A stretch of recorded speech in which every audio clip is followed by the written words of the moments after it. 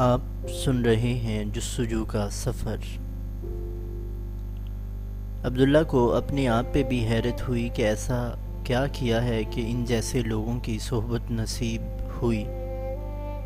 نہ تو اس کے اعمال اس قابل ہیں، نہ ہی کوئی مراقبہ، مجاہدہ یا ریاضت، کوئی بھی تو میل نہیں۔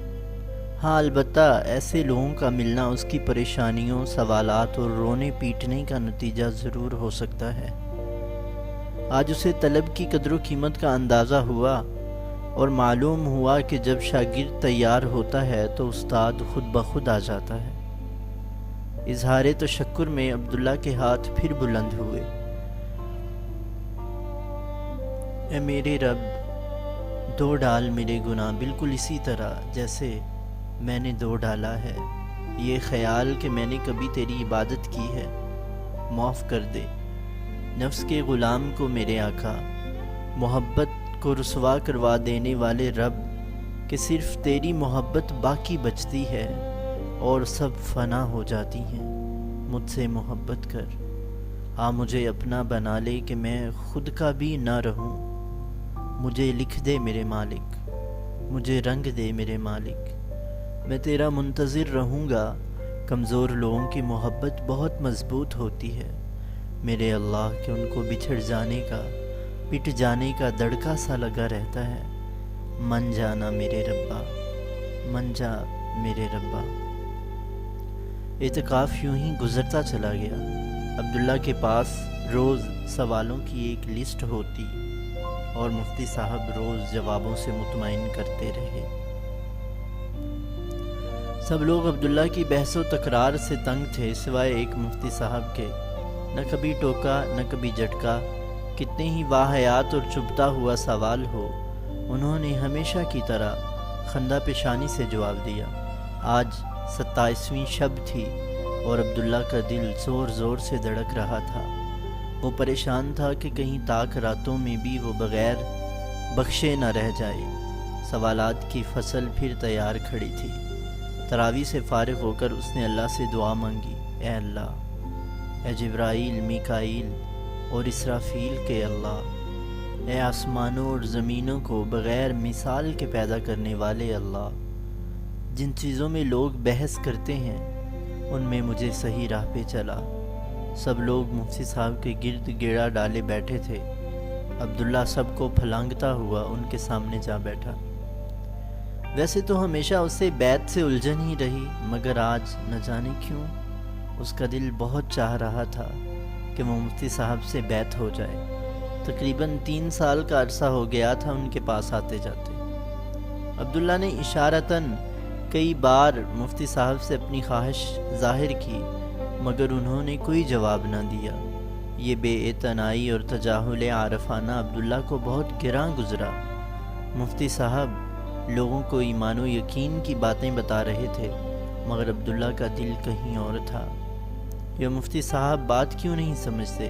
اے اللہ میاں، یہ مجھے اس قابل ہی نہیں سمجھتے کہ بیعت کریں، کہ میں تیری راہ پہ چل سکوں، کہ میں تجھے پا سکوں، کہ میں تجھے ڈھونڈ سکوں، بلکہ یہ چاہتے ہی نہیں ہیں کہ تو مجھے ملے۔ اور عبداللہ کی آنکھوں سے آنسو ٹپ ٹپ گرنے لگے، جسے اس نے بڑی مشکل سے چھپایا۔ تمہارے بعد میرے زخم نارسائی کو نہ ہو نصیب کوئی چارہ گر، دعا کرنا۔ محفل برخاست ہوئی۔ عبداللہ ابھی اٹھ کے جانے ہی لگا تھا کہ مفتی صاحب نے اس کا ہاتھ پکڑ کے کہا کہ بولیں، میں ایمان لایا۔ عبداللہ کی زبان کنگ ہو گئی۔ مفتی صاحب نے جملہ دہرایا، عبداللہ پھر خاموش۔ تیسری بار جملہ دہرایا تو عبداللہ کی زبان سے بمشکل نکلا، میں ایمان لایا۔ مفتی صاحب نے بات جاری رکھی، اللہ تعالیٰ پر، اس کے رسولوں پر، اس کی کتابوں پر، تقدیر پر کہ خیر و شر دونوں اللہ تعالیٰ کی طرف سے ہیں۔ قبر کا عذاب برحق ہے اور قیامت کے اللہ کے یہاں زندگی برحق ہے۔ میں ان تمام عقائد پر ایمان لاتا ہوں جو عقیدہ اہل سنت والجماعت کا ہے، اور اسی عقیدے کے مطابق میں حضور اکرم صلی اللہ علیہ وسلم کو ان کی قبر مبارک میں زندہ مانتا ہوں اور یزید کو فاسق جانتا ہوں۔ یا اللہ مجھے اہل سنت کے عقیدے پہ قائم کر، اسی پہ موت دے، اور قیامت میں اسی عقیدے کے بزرگوں کے ساتھ حشر فرما۔ توبہ کی میں نے ان تمام گناہوں سے جو زندگی میں مجھ سے سرزد ہوئے، وہ گناہ جو لوگوں کے سامنے ہوئے اور جو تنہائی میں ہوئے، بڑے اور چھوٹے، وہ گناہ جو میں نے جان بوجھ کر کیے، وہ جو نادانستہ ہوئے۔ اللہ میں توبہ کرتا ہوں جھوٹ سے، کبر سے، تیری نافرمانی سے، غصے کی زیادتی سے، لوگوں کو دھوکہ دینے سے، اپنے آپ کو بڑا سمجھنے سے۔ یا اللہ، یا میرے رب میری توبہ قبول فرما۔ اے اللہ میری توبہ قبول فرما۔ اے اللہ اس توبہ کو ایسا قبول فرما جو مجھے دھو دے۔ بیعت کی میں نے حضرت رسالت پناہ صلی اللہ علیہ وسلم کے دست مبارک پر، ان کے تمام خلفاء کے ذریعے، اور بیعت کی میں نے تمام بزرگوں کے ہاتھ پر جن کا سلسلہ اور سند مفتی صاحب تک پہنچا، اور بیعت کی میں نے حضرت مولانا ابو الحسن علی ندوی رحمہ اللہ کے ہاتھ پہ مفتی صاحب کے واسطے سے بیعت کی میں نے اولیاء اللہ کے تمام سلاسل میں۔ یا اللہ اس بیعت کو میرے تزکیے کا سبب بنا اور مجھے معرفت اور حقیقی مغفرت نصیب فرما۔ عبداللہ نے بڑی مشکل سے رو رو کر الفاظ دہرائے اور بیعت کے بعد سیدھا مسجد کی چھت پر چلا گیا۔ عبداللہ دیر تک سجدے میں پڑا اپنے اللہ کا شکر ادا کرتا رہا، جس نے اس کی وہ دعا بھی سن لی جو دل میں تو آئی مگر زبان سے ادا نہیں ہوئی تھی۔ عبداللہ نے ڈاکٹر رمضان کے لیے بھی خوب دعا مانگی جنہوں نے مفتی صاحب سے ملوایا تھا، اور اگلے روز جا کے مفتی صاحب کا بھی شکریہ ادا کیا۔ اعتکاف کے 10 دنوں میں جو ایک بات عبداللہ کو اچھی طرح سمجھ آ گئی وہ یہ تھی کہ اپنے آپ پہ کام کرنا ہے۔ مفتی صاحب نے بتایا تھا کہ بندہ 40 دن تک عبادت کرے خلوص کے ساتھ تو اللہ اس کی زبان سے حکمت کے چشمے جاری کرتا ہے۔ مفتی صاحب نے ایک ذکر بھی بتایا کرنے کو کہ صبح و شام کچھ وقت پابندی سے نکال کے سانس کے ساتھ لا الہ الا اللہ پڑھا کرو۔ سانس باہر جائے تو لا الہ، اندر آئے تو الا اللہ۔ عبداللہ کی ٹی ڈی ایل پر اگلا ہدف اللہ کا ذکر تھا، اللہ کے ذکر کو محور زندگی بنانا تھا اور باقی تمام چیزیں اس کے گرد لپیٹنی تھیں۔ عبداللہ نے اپنا تمام تر فوکس اپنی نئی کمپنی کی جانب مرکوز کر دیا۔ بزنس پلان، مارکیٹنگ، ٹیم کی استعداد، اور جو کام ملے وہ پوری دیانتداری اور مگن سے کرنا۔ جوں کام بڑھتا گیا عبداللہ کو ملک کے نئے نئے رنگ نظر آتے چلے گئے۔ ہر روز کوئی مسئلہ، ہر روز کوئی جھوٹ، کینہ پروری، حسد اور نہ جانے کیا کیا۔ عبداللہ نہ چاہتے ہوئے بھی پاکستان سے خائف رہنے لگا۔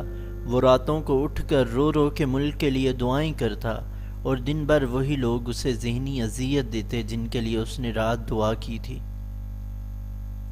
ہمارے ملک میں لوگ 5 وقتہ حاسد ہوتے ہیں جنہیں اپنے مرنے سے زیادہ لوگوں کے جینے کا غم ہوتا ہے۔ شراب اور سگریٹ پینے کی طرح ظلم کرنا بھی ایک عادت ہے۔ دھیرے دھیرے اگر ایک بار یہ پختہ ہو جائے تو پھر چھٹتی نہیں، یہاں تک کہ بندہ ظلم کرتے کرتے مر جاتا ہے۔ عادی ظالموں کے اس ملک میں ہر شخص صرف ایک بار یہ سوچ لے کہ ایک دن مرنا ہے اور اس دن ساری عادتوں کا جواب دینا پڑے گا، تو شاید کبھی اپنے گریبان میں جھانکے اور پوچھیں کہ کیا کر رہے ہیں۔ کبھی اپنے دل کے اندر جو دیکھتے تو رکتے، کبھی اپنے دل کے اندر جو دیکھتے تو رکتے، تیرے خاک بے مکیں کا یہ طواف کرنے والے۔ ہم اپنے بچوں کو فخر کی غذا دیتے ہیں، رعونت سکھاتے ہیں، محنت نہیں، ادب نہیں، قدرت خیرات نہیں دیتی مگر محنت کرنے والوں کا ساتھ ضرور دیتی ہے۔ ویسے تو اللہ کی مرضی ہے، جب چاہے جسے چاہے دے دے، اس کا کسی سے لگا تھوڑا ہی ہے، مگر کلیہ یہی بنتا ہے۔ ہمارے ملک میں لوگ ترقی سے اور ترقی کرنے والے سے حسد کرتے ہیں، دشمنی پال لیتے ہیں اور چاہتے ہیں کہ کسی طرح بس اسے زوال آ جائے۔ حالانکہ اس کا سیدھا حل ہے، حسد انفارمیشن پہ پلتا ہے، اسے اگر انفارمیشن نہ ملے تو یہ بھوکا مر جائے۔ اگر آپ کو حسد کنٹرول کرنا ہے تو کچھ دنوں کے لیے سوائے اپنے سب لوگوں کی فکر اور ٹو میں رہنا چھوڑ دیں۔ حسد بیچارہ بھوک سے مر جائے گا۔ حسد ہوتا ہی بھی اپنی ہی فیلڈ کے لوگوں سے ہے۔ اب بلا کمپیوٹر سائنٹسٹ کو رنگ ریز سے حسد کیوں ہونے لگا؟ انسان کو چاہیے کہ جن لوگوں سے حسد کرتا ہے ان کے لیے نماز میں دعا مانگا کرے، اللہ انہیں اور دے، اس سے بھی حسد جاتا رہتا ہے۔ آج عبداللہ بہت پرجوش تھا۔ وہ صوبائی حکومت کے ایک اعلیٰ عہدیدار سے ملنے لاہور جا رہا تھا اپنے سافٹ ویئر کی پریزنٹیشن کے لیے۔ میٹنگ کے بعد وہ اعلیٰ عہدیدار مخاطب ہوئے، عبداللہ آپ کا کام بہت شاندار ہے، ہم چاہتے ہیں کہ آپ ملک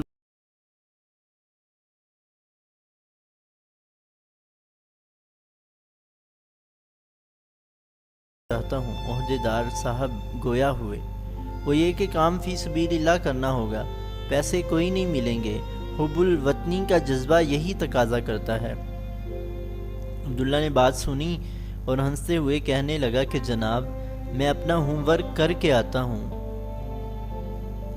آپ کے پاس 40 کروڑ کا بجٹ ہے اس ادارے کے لیے، 22 بندے آپ کے پرسنل سٹاف میں ہیں، ایک گھر اور 2 گاڑیاں اور اچھی خاصی تنخواہ۔ اسی سافٹ ویئر کے لیے آپ کینیڈین کمپنی کو $3 ملین سالانہ دینے کو تیار ہیں، مگر جب بات آئی اپنے لوگوں کی، ملک کی استعداد کی، تو آپ بن گئے عبدالستار ایدی۔ اور اگر آپ ایدی ہوتے تو میں مفت میں کام کر لیتا۔ جناب والا، حب الوطنی اور غلامی میں فرق ہے، میں غلام نہیں، آزاد آدمی ہوں۔ عہدیدار صاحب سے آج تک کسی نے اس لہجے میں بات نہ کی تھی۔ وہ سیخ پا ہو گئے، کہنے لگے اگر آپ نے لالچ کا مظاہرہ کرنا ہے اور پیسے ہی کمانے ہیں تو دفع ہو جائیے اس ملک سے، یہ اللہ کے نام پہ بنا ہے اور اللہ ہی اس کا نگہبان ہے۔ یہ میرا ملک ہے عبداللہ گرجا، حب الوطنی میرے خون میں ہے، میں کیوں کسی کو ثابت کروں کہ میں کتنا حب الوطن ہوں؟ میں ادھر ہی ہوں کیونکہ آپ بوڑھے ہیں، کچھ سالوں میں ریٹائر ہو جائیں گے، پھر کچھ سالوں میں مر جائیں گے۔ میں انتظار کروں گا اس دن کا تاکہ ملک اس ڈگر پہ چل سکے جہاں چلنا چاہیے۔ تب تک میں وہ نسل تیار کروں گا جو آپ کی انا کو چیلنج کرتی رہے۔ عبداللہ کی بات پوری ہوئی اور مغلظات کا ایک طوفان جناب والا کی زبان سے جاری ہوا اور عبداللہ کو دھکے دے کر نکال دیا گیا۔ عبداللہ گاڑی میں بیٹھ کر واپس چلا گیا۔ بلو نے بڑا دلاسا دیا اور کہا کوئی بات نہیں، آئندہ ایسا نہیں ہوگا، تمہیں زیادہ نہیں بولنا چاہیے تھا۔ مگر بلو، انہیں تو گالی دینے تک کا ذوق نہیں تھا۔ کمینہ اس شخص کو کہتے ہیں جس سے کسی کو فائدہ نہ پہنچ سکے، خبیث اسے کہتے ہیں جس میں شیطانی صفات ہوں۔ گالی کسی کو اشتہا دلانے کے لیے دی جاتی ہے، میں تو محظوظ ہوتا رہا۔ مرزا غالب کہتے ہیں بچے کو ماں کی گالی، جوان کو بیوی کی اور بوڑھے کو بیٹی کی گالی دینی چاہیے۔ اتنی اردو تو آتی نہیں جناب والا کو، پتہ نہیں اتنے بڑے افسر کیوں کر بنے، نہ کوئی سمجھ، نہ ذوق، نہ اٹکل، نہ طنز، نہ استعارہ، بس شتم پہ شتم، آفیسری ہو گئی، بالکل ہی عقل کھرے تھے وہ۔ بلو ہمیشہ کی طرح ہنس کے خاموش ہو گئی۔ اوپر تلے ایسے بہت سے واقعات ہوتے چلے گئے، کبھی کسی نے کام کروا کے پیسے نہ دیے تو کبھی بلا وجہ کانٹریکٹ کینسل کر دیا، کبھی کانٹریکٹ کو اپنے کسی رشتہ دار کو جاب دینے سے مشروط کر دیا، تو کبھی بیٹی یا بیوی کے لیے لیپ ٹاپ کی فرمائش کر دی، اور سب سے زیادہ دکھ جب کوئی سیکیورٹی رسک قرار دے کر عبداللہ امریکہ سے پڑا ہے۔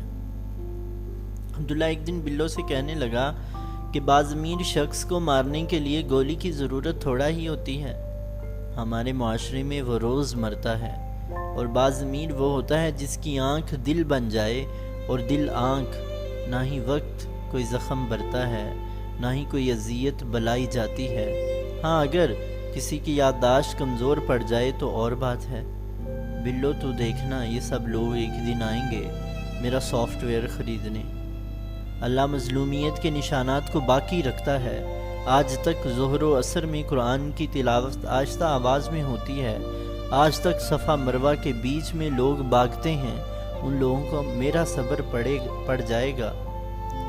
ملکی حالات و معاملات سے دل برداشتہ ہو کر عبداللہ نے انٹرنیشنل کونسلنگ شروع کر دی۔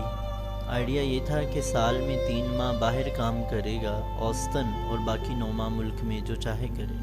باہر پیسہ اچھا ملتا ہے تو 3 ماہ میں پورے سال کا بندوبست ہو جائے گا۔ آج عبداللہ اپنے پہلے بڑے کانٹریکٹ پہ کام کرنے لتھونیا روانہ ہوا۔ ویلنیوس بڑا خوبصورت شہر ہے۔ عبداللہ نے گیسٹ ہاؤس میں سامان رکھا اور باہر گروسری سٹور سے کھانے کا سامان خریدنے چلا گیا۔ کچھ فروٹ، موبائل کی سم، پانی وغیرہ لے کے جب کیش کاؤنٹر پہ پہنچا تو معلوم ہوا ان کی کریڈٹ کارڈ کی مشین خراب ہے۔ عبداللہ نے یورو نکال کے دیے تو معلوم ہوا لتھونیا یورپین یونین میں تو ہے مگر یورو یہاں نہیں چلتے۔ اب عبداللہ بڑا پریشان، ایک آدھا فروٹ وہ کھا چکا تھا، سم موبائل میں ڈال چکا تھا اور پانی کی بوتل بھی کھول چکا تھا۔ اسے پریشان دیکھ کے ایک اور لتھونین شخص آیا، اسے انگریزی بالکل نہیں آتی تھی۔ اس نے پیسے ادا کیے اور عبداللہ کو ہاتھ پکڑ کے باہر لے گیا۔ اشاروں سے پوچھا کچھ اور چاہیے؟ عبداللہ نے کاغذ پہ سٹیک باکس لکھ دیا اور وہ کافی ہاؤس پہنچ گئے۔ پھر اس نے اسے گیسٹ ہاؤس چھوڑ دیا، پیسے کوئی نہیں لیے۔ عبداللہ نے گیسٹ ہاؤس کی مالکہ سے کہا اسے فون کر کے پوچھے کہ کیا وہ لتھونین زبان میں؟ مالکن نے پوچھا تو اس شخص نے جواب دیا، آج زندگی میں پہلی بار کسی داڑھی والے اور مسلمان سے ملا، پاکستان بھی پہلی بار ملا۔ میں نے سوچا ملک میں پہلی بار آیا ہے، کیا تاثر لے کے جائے گا، تو کچھ مہمان نوازی کر دی جائے۔ گھر جا کے بچوں کو بتایا، وہ کل اسکول میں بتائیں گے، میں کل آفس میں یہ قصہ سناؤں گا، بیوی محلے والوں کو بتائے گی تو سوسائٹی میں خیر پھیلے گی، اور یہ جب اپنے ملک واپس جائے گا تو ہمارے ملک کی تعریف کرے گا، یہاں اور سیاح آئیں گے۔ آج عبداللہ کو معلوم ہوا انسان کسے کہتے ہیں۔ وہ عرصے سے انسان ڈھونڈ رہا تھا، اسے ہمیشہ شکوہ رہتا ہے کہ انسان نے پرندوں کی طرح ہوا میں اڑنا سیکھ لیا، مچھلی کی طرح دریا میں تیرنا سیکھ لیا، مگر اسے انسانوں کی طرح زمین پہ چلنا نہیں آیا۔ ایک ایسا انسان جس سے کسی کو دکھ نہ پہنچے، جو نفع بخش ہو، نفع خور نہیں، جو درخت کی طرح کم لے اور زیادہ دے، اسے بھی چھاؤں دے جو اسے کاٹنے آئے۔ وہ ہیرا ہو جو سب کو چمک دے، اسے بھی جو اسے پتھر کہیں۔ وہ انسان جسے انسانیت کا غم ہو، جو اوروں کے لیے روئے، جو مرکب ہو ہمت اور محبت کا، جس کو مکمل قابو ہو نفس، غصے اور عقل پر، جس کو زندگی نہ بھگائے بلکہ زندگی کی کمانیں جس کے ہاتھ میں ہوں۔ عبداللہ کو یہاں کا معاشرہ بہت پسند آیا، ہر گھر میں گھوڑا رکھنے کا رواج اور ہر شخص نشانہ بازی سیکھنے کا شوقین۔ عبداللہ شہر کی کتابوں کی دکان پر گیا اور قرآن طلب کیا۔ کیا ہی خوبصورت قرآن پاک تھا، لتھونین ترجمے کے ساتھ 50 پاؤنڈز کا۔ عبداللہ نے پوچھا اتنا مہنگا کیوں؟ تو دکاندار نے بتایا کہ جب مارکیٹ میں آیا 2 پاؤنڈ کا تھا، طلب بڑھ گئی تو پبلشر نے 50 کا کر دیا، اب کوئی نہیں لیتا۔ عبداللہ کو اپنا وجود زمین میں گڑتا ہوا محسوس ہوا۔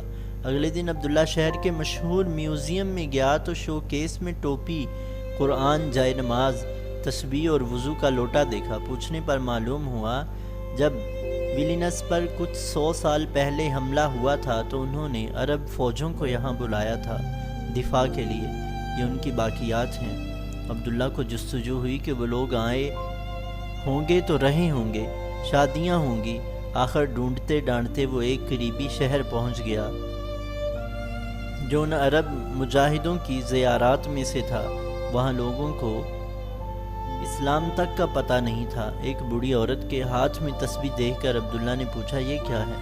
تو کہنے لگی جب دعا مانگتی ہوں تو اس پر للہ پڑھتی ہوں۔ یہ لفظ کیا ہے وہ اسے معلوم نہ تھا۔ عبداللہ کو اپنے آپ پر بڑا غصہ آیا کہ ایک خدائی ہے جو دین سننے کے لیے بےتاب ہے، مگر ہم انہیں کافر کہتے نہیں تھکتے۔ اپنے بچوں کو ڈاکٹر انجینئر بنا دیں گے مگر عالم نہیں۔ جو یہاں آ کر ان کی زبان میں ان کو اللہ کا پیغام پہنچا سکے۔ مسلمان گیس اسٹیشن کھول لے گا، ریسٹورنٹ چلائے گا، گاڑیاں دھو لے گا، ویٹر بن جائے گا، مگر اپنے بچوں کو اچھا عالم نہیں بنائے گا۔ مدرسوں میں زکوٰۃ کا پیسہ دیتے ہیں، اور اب تو زکوٰۃ بھی حلال مال کی نہیں رہی، زکوٰۃ میل ہوتی ہے، وہ بھی حرام کا۔ سینکڑوں بچے کمزوریوں میں پل بڑھ کے جھوٹا کھا کے بھی اگر قرآن حفظ کر جائیں تو سلام ہے ان کی عظمت کو۔ اور ہم پڑھے لکھے پیسے والے سوائے بغض و عناد کے مولوی سے کچھ نہیں رکھتے۔ کیوں نہ ایک اسکول مدرسہ بنایا جائے جہاں پوری کھیپ تیار ہو ایسے بچوں کی جن کا کام ہی دنیا کے ملکوں میں جا کے وہاں دین کا کام پھیلانا ہو، ان کی اپنی زبان میں۔ مغرب کے پاس سب کچھ ہے سوائے ایمان کے، اگر مشرق یہ نعمت ان تک پہنچا دے تو کیا کہنے۔ مغرب ایک ایسا بچہ ہے جو بنا ماں باپ کے ہی بڑا ہو گیا ہے۔ اسلام وہ تمیز، وہ مزاج، وہ رنگ جو اسے بہترین بنا دے۔ سیرت محمدی صلی اللہ علیہ وسلم میں آج بھی اتنی جان باقی ہے کہ وہ ایک نئی امت تشکیل دے سکے۔ عبداللہ کی سوچ کا دائرہ کہیں اور ہی چل نکلا۔ عبداللہ نے لتھونیا میں اپنا کام بہترین طور پر مکمل کیا۔ وہ لوگ بھی ایک پاکستانی کی تعریف کرنے پر مجبور ہو گئے، اور پھر عبداللہ لتھونیا سے ایسٹونیا، لاٹویا، پولینڈ اور فن لینڈ کی سیاحت پہ نکل گیا۔ لاٹویا اور ایسٹونیا کی سرحد پر اس کا قیام ایک مدرسے نما ہوٹل میں ہوا، جس کے نچلے 2 فلور ہوٹل تھے اور اوپر کے 2 یہودیوں کے اسکول کے۔ ہوٹل سے ہونے والی کمائی سے اسکول چلتا تھا۔ عبداللہ کو یہ آئیڈیا بڑا پسند آیا۔ عبداللہ نے اس سفر میں بہت کچھ سیکھا، خوب پیسہ کمایا، خوب سیاحت کی۔ واپسی میں ترکی بھی رکا اور 2 ہفتوں میں ترکی ایک کونے سے دوسرے کونے تک گھوم لیا۔ عبداللہ سوچ رہا تھا اگر زیادہ نہیں صرف 10 مسلمان مل جائیں تو وہ لتھونیا جیسے ملک کو 10 سال میں مسلمان کر سکتے ہیں، یورپ میں دین کی داغ بیل ڈال سکتے ہیں۔ عبداللہ نے آس پاس نظر دوڑائی، مگر مسلمان ہیں کہاں جنہیں خود ذکر الہی پہ یقین نہ ہو، کلمہ حق پہ اعتبار نہ ہو، اللہ کے رب ہونے پر یقین نہ ہو، نمازوں کی اہمیت بھول گئی ہو، دعا کی طاقت سے نہ آشنا ہوں، درد کی لذت سے نہ واقف ہوں، رت جگوں کی عادت نہ رہی ہو، وہ کس کو اور کیسے ایمان کی دعوت دیں گے۔ آج عبداللہ کو شدت سے اہل دل کی کمی محسوس ہو رہی تھی۔ وہ سوچ رہا تھا کہ ہمارا المیہ یہ نہیں کہ ہم آلات و مصنوعات کے موجد نہ بنا سکے، المیہ تو یہ ہے کہ ہم نیک ارادوں کے، خالص نیت کے، اعلیٰ مقاصد کے اور اخلاص کے موجد بھی نہ بنا سکے۔ آج عبداللہ پھر اپنی حالت پہ رو رہا تھا کہ زندگی ابس کاموں میں ضائع کر دی، کاش اتنا وقت اپنے آپ پر لگایا ہوتا تو ملکوں پہ باری ہوتا۔ جتنی ترقی انسان کے ارد گرد موجود ماحول نے کی ہے، اتنی ہی اگر انسان خود کر جاتا تو کیا بات تھی۔ اور عبداللہ خود بھی تو آلات بنانے کا ایک پرزہ ہی تو تھا۔ عبداللہ کی گنگناہٹ کو ساتھ بیٹھے مسافر نے توڑا۔ وہ مرسیڈیم سے پاکستان جا رہے تھے اور پاکستانی ہی تھے۔ کہنے لگے، مسٹر آپ نے داڑھی رکھی ہے، آپ پیدائشی مسلمان ہیں؟ اصل مزہ تو جب ہے جب آپ کھلے دل سے غیر مسلم ہو جائیں، ادیان اسلام کا مطالعہ کریں، پھر سوچ سمجھ کے عقل کے مطابق کوئی دین کا انتخاب کریں۔ یہ جو اسلام آپ نے لیا ہوا ہے یہ تو تلواروں کے زور پہ آیا تھا۔ عبداللہ نے عقل کی شوخیاں پہلے ہی دیکھ رکھی تھیں۔ مسکراتے ہوئے کہنے لگا، کہاں ہے وہ تلوار؟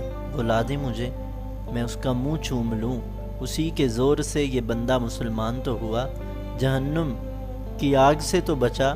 ان صاحب نے کوئی جواب نہ بن پڑا تو خاموش ہو رہے۔ آج جمعے کا دن تھا۔ عبداللہ کو بچوں کے اسکول جانا تھا کسی کام سے۔ اس نے سوچا نماز وہیں قریب کی مسجد میں پڑھ لوں گا۔ اب شامت یہ آئی کہ عبداللہ نے یوٹیوب کی ٹی شرٹ پہن رکھی تھی جو وہ اپنا اپنے سابقہ دورہ امریکہ میں بڑے شوق سے خرید کر لایا تھا، اور آج مولوی صاحب کا بیان یوٹیوب کے ہی خلاف تھا۔ مسلمانوں کے جذبات کو ٹھیس پہنچانے کے لیے جو ویڈیو وہاں اپلوڈ کی گئی تھی، پورے عالم اسلام میں ایک آگ برپا تھی۔ مولوی صاحب نے اپنے دل کی بڑاس نکال لی تو کہا، یہ پڑھے لکھے لوگ دلیلیں مانگتے ہیں، بحث کرتے ہیں، جس نے قرآن میں بحث کی یا دلیل مانگی وہ کافر۔ سب لوگ ہاتھ اٹھائیں اور کہیں کہ وہ کافر۔ عبداللہ نے ہاتھ اٹھانا تھا، نہ اٹھایا، چپ چاپ نماز پڑھی اور فرض کے بعد نکل آیا۔ اسے بار بار سورہ فرقان کی 73ویں آیت یاد آ رہی تھی، اور وہ کہ جب ان کو پروردگار کی باتیں سجائی جاتی ہیں تو ان پر اندھے بہرے ہو کر نہیں گرتے بلکہ غور سے سنتے ہیں۔ عبداللہ سوچنے لگا کہ کچھ لوگوں کو دین کا ہیضہ ہو جاتا ہے اور اس کے بعد وہ پورے معاشرے کے لیے وبال بن جاتے ہیں، اور کچھ لوگوں کو ولی اللہ ہونے کی غلط فہمی ہو جاتی ہے اور وہ اسی غلط فہمی میں 2-4 لوگوں کو مرید بنا لیتے ہیں، اور پھر ان تمام لوگوں میں ایک میں بچ جاتا ہوں، سیاہ کار اور سوچ کا کافر۔ سلمان رشدی کو سٹینک ورسز لکھے ہوئے 26 سال ہو گئے، مگر 44 اسلامی ملکوں میں کوئی اس کا جواب اس کی زبان میں نہ لکھ سکا۔ ڈنمارک کے خلاف مظاہرے ہوئے تو بینرز پہ ڈنمارک کے سپیلنگ تک غلط لکھے تھے۔ اسرائیل کو لعن طعن میں سب سے آگے، مگر اس کے میزائل ڈیفنس سسٹم کی الف بے بھی نہیں پتہ۔ دنیا اسباب کی دنیا ہے، ایسا ہو نہیں سکتا کہ تیراکی نہ سیکھیں اور سمندر میں کود پڑیں۔ ہم اسلام کو ہر اس جگہ استعمال کرتے ہیں جہاں کام نہ کرنا پڑے۔ اللہ کے نام پر تقریریں کرنا سب چاہتے ہیں، ہجوم کے دلوں کو گرمانے کا منقا سب کے پاس ہے، لوگوں کو جنت و جہنم کے حقدار ثابت کرتے رہیں گے، صبح و شام فتوے بھی لگاتے رہیں گے، مگر اتنی شرم نہیں آتی کہ جس اللہ سبحانہ و تعالیٰ کا نام بیچ میں لاتے ہیں اسی کی کوئی لاج رکھ لیں۔ بے شک اللہ کا نام بڑا ہے، ہر عیب سے پاک ہے، برکت والا ہے، مگر اللہ کے نام پہ کوئی کمپیوٹر سائنس نہیں پڑھتا۔ انگریزی ہی پڑھ لو، فرنچ سیکھ لو، کتابیں ہی پڑھ ڈالو، ارے بھائی دعا مانگنا ہی سیکھ لو۔ کوئی دعا مانگنے ہی آ جائے تو آپ کسی دور جنگل میں بیٹھ جائیں، ایک پگ ڈنڈی خود بخود چلتی ہوئی آپ کے گھر تک پہنچ جائے گی اور ایک مخلوق کا تانتا بن جائے گا، مگر من حیث القوم جب سب گزارا کرنے لگ جائیں تو صلاحیتوں کو سستی کی دیمک تو چاٹ ہی لے گی نا۔ ہوا کرتے تھے ایسے لوگ جو گزارا نہیں کرتے تھے، وہ حوالے بن جاتے تھے۔ آج کل مسلمان تو حاشیوں میں بھی نہیں ملتے۔ عبداللہ نے دکھی دل کے ساتھ آج پھر ہاتھ اٹھائے۔ اے اللہ، میری مثال ایسے اندھے کسی ہے جو بیچ چوک پہ کھڑا ہو جائے کہیں جانے کے لیے، اب جو کوئی بھی اس کی منزل کی طرف آواز لگائے یہ اس کے پیچھے چل پڑتا ہے، آگے جا کے پتہ لگتا ہے یہ تو کھوٹی راہ ہے، پھر واپس آتا ہے، پھر چوراہے پہ کھڑا ہو جاتا ہے اور پھر کسی اور کے پیچھے چل پڑتا ہے۔ اے میرے اللہ، تو مجھے کن لوگوں کے حوالے کر دیتا ہے؟ یہ ساری بے راہ رویاں، یہ ساری دربدری تیرے ہی ٹھکانے کے لیے ہے، تیری ہی جستجو ہے۔ میں جب راہ سے ہٹا تیرے لیے، جب راہ پہ آیا تیرے لیے، تو جانتا ہے۔ مجھے معاف کر دے، مجھے اپنا لے، مجھے واپس نہ کر، میرے سارے راستے اپنی ہی جانب موڑ دے۔ تو بے نیاز ہے اس سے کہ منزل میں مقید ہو۔ اے میرے حاضر و ناظر اللہ، مجھے مل جا۔ آج عبداللہ پھر مفتی صاحب کے پاس بیٹھا تھا۔ مفتی صاحب، قیامت کا ISO سٹینڈرڈ کیا ہے؟ ایمان۔ جو شخص ایمان سلامت لے کے آ گیا اس کا بیڑا پار ہے۔ اور زندگی کی TDL کیا ہونی چاہیے؟ ہر کام سنت کے مطابق ہو، زندگی خود بخود ٹھیک ہوتی چلی جاتی ہے۔ نفس کو قابو میں کیسے کریں؟ ضرورت ہی کیا ہے؟ جب نفس برائی کا کہے تو نہ کرو، نیکی سے روکے تو کر لو، اتنی سی بات ہے۔ نفس کی کشتی زندگی بھر چلتی ہے، اس کا بس چلے تو آدمی کو فرعون بنا کے چھوڑے۔ کبھی کبھی نفس ضد پہ آ جاتا ہے برائی کی، پھر عمر بھر مجاہدہ کرنا پڑتا ہے۔ اللہ کے پاس پہنچنے کا شارٹ کٹ کیا ہے؟ پہلا پاؤں نفس کی گردن پہ، دوسرا اللہ کے صحن میں۔ جو لوگ جادو ٹونے کی کاٹ کے لیے الٹے سیدھے عاملوں کے پاس جاتے ہیں، کیا یہ ٹھیک ہے؟ اللہ کے پاک نبی محمد الرسول اللہ صلی اللہ علیہ وسلم نے جو دعائیں بتائی ہیں وہ مانگی ہیں، اور پھر بھی اگر افاقہ نہ ہو تو بھلے مر جائے، یہ اچھا ہے، مگر عامل کے پاس نہ جائے۔ ہمت کیا ہے؟ ہمت کنویں کا پانی ہے جو اندر سے نکلتا ہے، باہر سے فائر بریگیڈ نہیں ڈالتی۔ انسان دو ہی چیزوں کا تو نام ہے، ہمت اور محبت۔ اللہ کی توفیق منتظر رہتی ہے اس بات کی کہ بندہ ہمت کرے۔ آدمی ہمت کرتا ہے تو اللہ توفیق دے دیتا ہے اور مدد بھی کرتا ہے۔ حضرت حسن رضی اللہ تعالیٰ عنہ سے روایت ہے کہ اللہ پسند کرتا ہے بڑے کاموں کو، اور خدا کو بری لگتی ہے سستی ان بڑے کاموں میں، اور ہمت اور شوق کے پر برابر ہونے چاہیے، ورنہ اڑا نہیں جا سکتا۔ عبداللہ کی مصروفیات روز بروز بڑھتی ہی چلی جا رہی تھی۔ کمپنی کا کام، انٹرنیشنل کونسلنگ، اسائنمنٹس، کتابوں کا مطالعہ، جو اس کا ہمیشہ سے شوق رہا ہے۔ کمپنی میں ملازموں کی تعداد بڑھ کے 21 ہو چکی تھی، اور عبداللہ کوششیں کر کے انہیں بہترین پروگرامر بنانے میں لگا ہوا تھا۔ تمام لوگوں کو وہ امین بھائی اور احمد بھائی کی ٹریننگز میں بھی بیچ چکا تھا۔ اسے ذاتی طور پر جو فائدہ یا نقصان ہوا وہ اپنی جگہ، اسے ان دونوں کے اخلاص پہ کوئی شک نہیں تھا۔ ویسے بھی جو آرٹیکولیشن وہ سکھاتے ہیں وہ آگے چل کے بڑے کام آتی ہے۔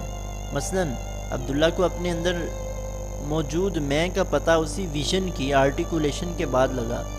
کچھ بنیادی باتوں میں اختلاف کے علاوہ جو کچھ بھی وہ پڑھا رہے تھے بنفسی ہی، تو اس میں کوئی قباحت نہیں تھی۔ عبداللہ کی سوچ اپنے آپ سے شروع ہوتی تھی۔ وہ چاہتا تھا کہ پہلے خود وہ اس قابل ہو جائے کہ لوگوں کو نصیحت کر سکے، اور وہ اپنے آپ کو اس مقام سے ہزاروں میل دور پاتا تھا۔ ہمارے ملک میں اختلاف اور ادب جمع نہیں ہوتے۔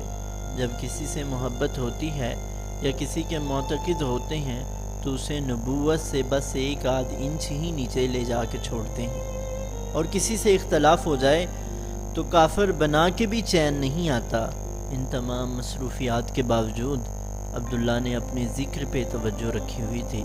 کلمے کا جو ذکر مفتی صاحب نے تجویز کیا تھا، وہ تھوڑی بہت قرآن شریف کی تلاوت، ملا علی قاری رحمہ اللہ کی حزب العظم اور بہت ساری دعائیں اس کا روز کا معمول تھا۔